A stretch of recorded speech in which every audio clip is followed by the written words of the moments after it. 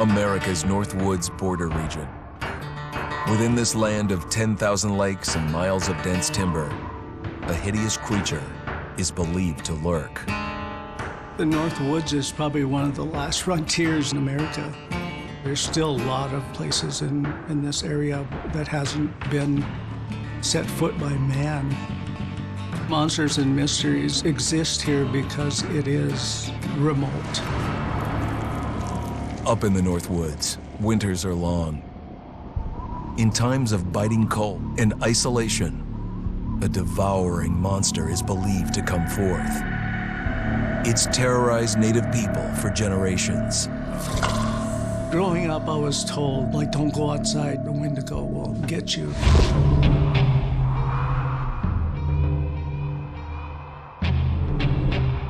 Among the traditions of the northern Algonquin tribes is the Wendigo, a monster that can seize hold of a person to carry out its hunger for human flesh.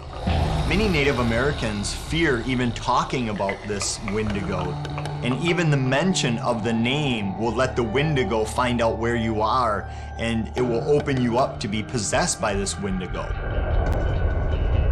The most famous case of a Wendigo possession took place in 1879 in the deep woods outside of Edmonton, Alberta. Swift Runner, a Cree Indian, was a trapper and a guide. He had left town the previous autumn with his wife, 6 children, and his mother.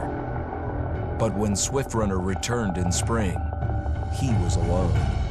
Swift Runner came into a nearby village telling this heartbreaking tale. I had to watch them starve to death. Of his family being killed by starvation, and that he was the only survivor. My whole family gone. It wasn't hard to understand a family falling victim to a brutal winter. To even not. Yet something was suspicious about Swift Runner. He was a strapping man, and he came into town weighing over 200 pounds. It didn't look like somebody who had just weathered a terrible winter. He wasn't malnourished, didn't look like he was starving. He looked healthier than ever. After a few nights, it became clear that something was wrong. He started having night terrors, screaming in his sleep. I am the Wendigo!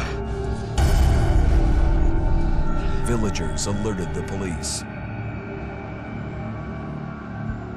Swift Runner actually guided them back to his winter cabin.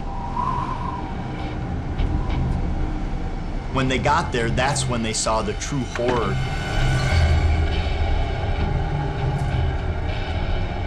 Human skulls were scattered around, many bones, some of which had been snapped in half, and the marrow inside had been drained.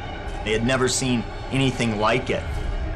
Swift Runner had killed his entire family, shooting them, hitting them with an axe, strangling, and then eating most of their bodies.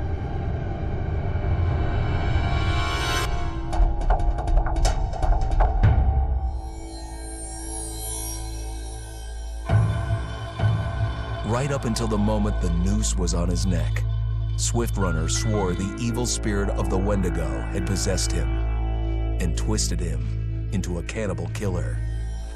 When he was on the gallows, Swift Runner himself said, "I am no longer a man.